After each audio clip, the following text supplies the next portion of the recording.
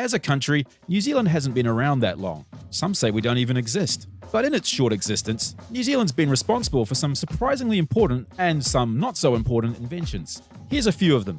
Number 1. The disposable hypodermic syringe, invented by pharmacist and veterinarian Colin Murdoch in 1956. Colin Murdoch was a pharmacist and veterinarian from Christchurch. Early on in his career, he recognized the risk of infection that reusable glass hypodermic syringes posed. So, in 1956, he designed a plastic single-use hypodermic syringe that, at first, was deemed too futuristic by the New Zealand Ministry of Health. Murdoch eventually patented the design anyway, and it obviously became very popular, and, to date, it's one of the most important developments in human medicine. Later on, he also invented the tranquilizer gun. Ow! Oh! Number 2. The referee whistle, invented by William Atack in 1884. Rugby is incredibly important to New Zealand's existence, so it makes sense that the simple referee's whistle was pioneered in New Zealand in the late 1800s by William Atack of Canterbury. Until this revolutionary idea, sports referees simply shouted at players. As a referee himself, Atack got tired of raising his voice until one day he got two teams to agree to play to a whistle that he would pull from his pocket, as opposed to his just screaming. Rugby lawmakers in England got wind of this revolutionary concept, and it quickly spread there as well as onto other sports. Number 3.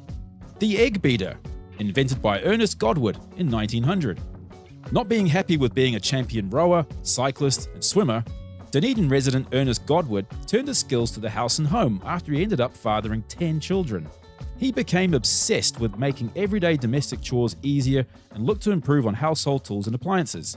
In 1900, Godwin patented a hand-powered egg beater that could prepare eggs in just 3 minutes, as opposed to the regular 15 it was taking to do by other means? Long story short, Godwin turned out to be an incredibly successful inventor and entrepreneur. Godwin also invented several very successful fuel economizing devices for the internal combustion engine. He eventually moved to the USA, where he set up a business that supplied his fuel technologies to car producers, public transportation companies, and even the US military. A real unsung hero of New Zealand history, in my opinion. Number 4. The aeroplane, invented by Richard Pearce in 1902 to 1903. The Wright brothers are well known for being the first people to ever achieve powered flight in December of 1903. But were they actually the first? In 1899, Richard Pearce of Waitohi in South Canterbury began working on several ideas and designs for a powered aircraft, and in March of 1903 actually achieved powered flight some 8 months before the Wright brothers. Pearce didn't record his early attempts and even downplayed his efforts, saying that he didn't achieve proper flight. But several eyewitnesses that day, including entries made in the local school's diary, state that Pearce achieved flight for 50 yards before crashing into his own property's gorse fence. He attempted several other flights throughout the year and several more after the Wright brothers' famous flight in December 1903. Over the years, there's been a lot of contention about whether or not Pearce actually achieved the world's first powered flight. Maybe he did, but it certainly wasn't a controlled flight though.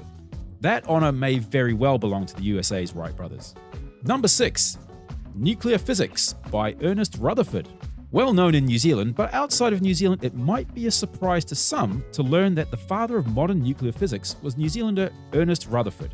Ernest Rutherford was from Nelson, but later took up professorships in Canada and the UK.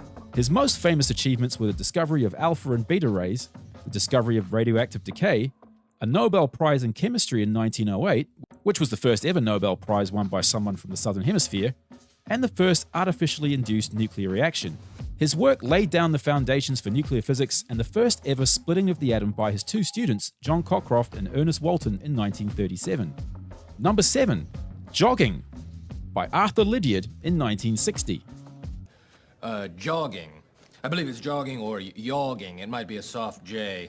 I'm not sure, but apparently you just run for an extended period of time. It's hard to believe these days, but before 1960, jogging as a tool for athletic training and cardiovascular health wasn't really a thing.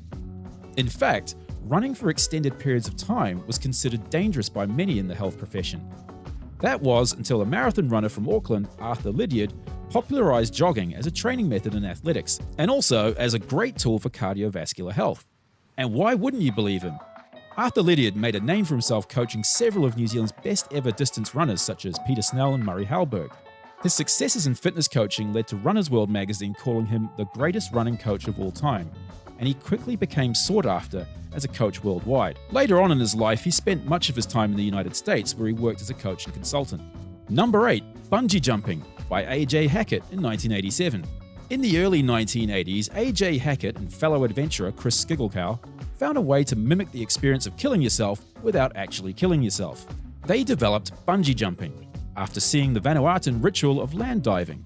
In 1987, Hackett put bungee jumping into the mainstream by jumping off the Eiffel Tower in Paris, which he also earned a short jail term for. When he returned to New Zealand though, everyone was talking about bungee jumping, and in 1988 he created A.J. Hackett Bungee, the world's first commercial bungee jumping company. The business quickly expanded worldwide, and the name A.J. Hackett became synonymous with the term bungee jumping. He's often credited for starting New Zealand's entire adventure tourism industry. So there you go.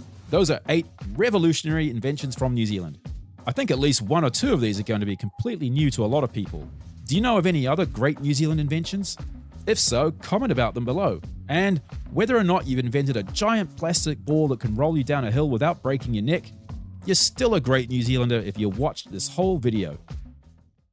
What is New Zealand's greatest invention? Is it the Pavlova, number 8 wire, or bungee jumping? New Zealand's produced some great inventions in its short history. Here are 5 great New Zealand inventions that have no doubt rocked your world. Number 1. Instant coffee by David Strang of Invercargill. Now, it may be at the bottom of the world, but Invercargill can hold its head high, safe in the knowledge that one of its very own made being caffeinated something that could take only minutes. Back in the late 19th century, David Strang created the dry hot air process to convert coffee into soluble granules. Strang patented the process in 1890 and started distributing his instant coffee powder around the world. Instant coffee might not be loved so much by coffee snobs, but think about its impact on the world. Strang's invention meant that soldiers, doctors, builders, and so on could get a caffeine boost anywhere, anytime. I mean, think about it. Wars have probably been won because of quick and easy access to coffee. The Electric Fence by Bill Gallagher of Hamilton. Growing up farming in the Waikato, Bill Gallagher had a knack for making gadgets to help with work around the farm. Way back in the 1930s, he owned a cheeky horse that took to using his car as a scratching post. To solve this little problem, he created an electrical circuit in the car that would trigger whenever the horse rocked it. Obviously, the horse didn't like being jolted, and it went to go scratch against something else. A few years later, Bill Gallagher patented the first electric fencing unit for controlling and containing livestock. And the rest is history. Since then, the Gallagher Company has since become a world leader in developing farm equipment and is a bit of a household name across New Zealand these days. Child-proof lids, invented by Claudio Petronelli of Wanganui. If there's one thing Italian hairdressers are famous for, it's engineering and their love of patenting various gadgets for use around the home, garden, and workplace. Claudio Petronelli was a young hairdresser from Rome who, for some reason, decided to move to Wanganui with his wife in the early 1960s. Claudio is the son of an engineer, and he says he became a hairdresser by mistake, really. He'd always had a knack for engineering and inventing, and shortly after moving to New Zealand, he heard a story in the news of a child in the Hawke's Bay who tragically died after drinking poison from a bottle. Having just had his first child himself, Claudio was determined to never hear of an accident like this happening again. And with his business partner Gavin Park, he designed the double-lock child-proof cap. Claudio and Gavin sold the patent to an American company that went on to produce millions of his invention. Apparently, Claudio still works as a hairdresser and continues to invent and patent gardening and kitchen tools to this day. The Martin Jetpack by Glenn Martin of Canterbury. Jetpacks were once the stuff of science fiction only, but they've actually been around for some time already now. But perhaps the biggest reason why they've never taken off, and that's pun intended, is because they require a ridiculous amount of fuel for a maximum of about 30 seconds of flight. That was until Glenn Martin of Canterbury's invention. The Martin Jetpack can fly for 30 minutes on a 19-litre tank of gasoline, at an altitude of up to 2,400 metres and a range of 50 kilometres. In the 2000s, he generated a massive amount of interest in this jetpack. Militaries and governments from around the world were particularly interested in buying Martin jetpacks. Unfortunately though, the company Martin Aircraft folded in 2015 after Glenn resigned, and commercial sales never happened. However, you can still buy a prototype on Trade Me though. The Hamilton Jet Boat by William Hamilton of South Canterbury. Here it is, voted New Zealand's greatest ever invention by you, the Hamilton jet. In the 1950s, New Zealand engineer William Hamilton wanted to build a boat to navigate the fast-flowing rivers of the South Island that were too shallow for propeller boats. His solution was the first modern jet boat using what became known as the Hamilton jet. His water jet became the gold standard in jet boats after 3 Hamilton jet boats became the first boats to travel up through the Colorado River in the Grand Canyon in the 1960s. Jet boating has become an iconic tourist attraction in New Zealand, and Hamilton Jet continues to be a world leader in water jet technology. So there you have it, 5 more great New Zealand inventions that changed the world, or at least changed somebody's world. If you want to learn about other great New Zealand inventions, then why not check out this video that I think you'll really enjoy.